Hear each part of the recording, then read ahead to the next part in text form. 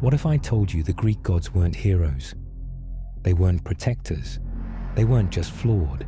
They were tyrants. And humans weren't guided by them. They were trapped beneath them. We were taught Zeus ruled with wisdom, that Athena stood for justice, that the gods punished evil and rewarded good. But that version of Greek mythology was never the truth.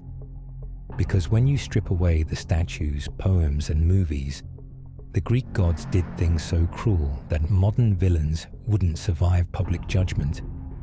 And the worst part, the gods never saw themselves as wrong. By the end of this video, you'll understand why Zeus ruled through fear, not justice, why Athena destroyed innocent lives, why Poseidon punished people who never wronged him, and why humans were never meant to win, stay until the end. Because the final truth reframes all of Greek mythology. Zeus wasn't a wise king. He was unchecked power. If Zeus wanted something, a city, a throne, or a person, no law stopped him. And when humans suffered from his actions, Zeus didn't fix it. He punished them for resisting. Zeus loved collective punishment. One mortal disobeys, an entire city pays. One king angers him. Generations are cursed. Imagine being born already condemned, not for what you did, but for angering a god you never met. That's not justice. That's tyranny. Athena is called the goddess of wisdom, but Athena didn't protect innocence. She protected hierarchy. Arachne was a mortal with talent. She didn't insult Athena. She simply refused to kneel. Athena destroyed her life and turned her into a monster. Because in Olympus, skill without submission was rebellion. Athena didn't warn people. She made examples. Greek wisdom wasn't about fairness. It was about knowing your place, and forgetting that place was a death sentence. Then there's Poseidon, god of the sea, earthshaker, stormbringer. Poseidon didn't punish evil. He punished inconvenience. A sailor unknowingly offends him. Entire crews drown.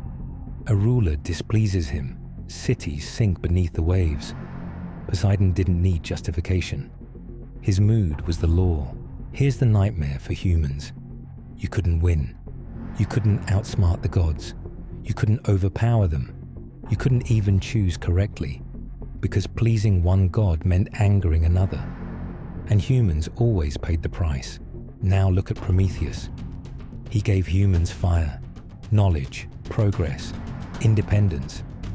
And for that crime, he was tortured forever. Not because he harmed the gods, but because he helped humans rise. That tells you everything you need to know. The gods didn't want humanity enlightened. They wanted humanity dependent. Olympus wasn't a family of gods. It was a system. Fear maintained power. Punishment enforced loyalty. Hope was dangerous, because a hopeful human might stop kneeling.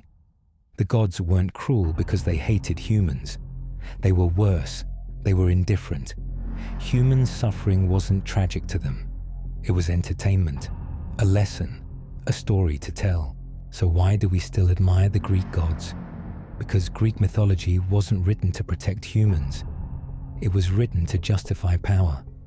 If gods rule this way, then kings can too. Cruelty from above becomes normal. That's why these stories lasted. They didn't teach morality. They taught obedience. They didn't ask, are the gods good? They asked, what happens when power has no limits? The Greek gods weren't misunderstood. They were a warning about what happens when power faces no consequences. And maybe that's the real lesson of Greek mythology. Not how God should rule, but why no one ever should.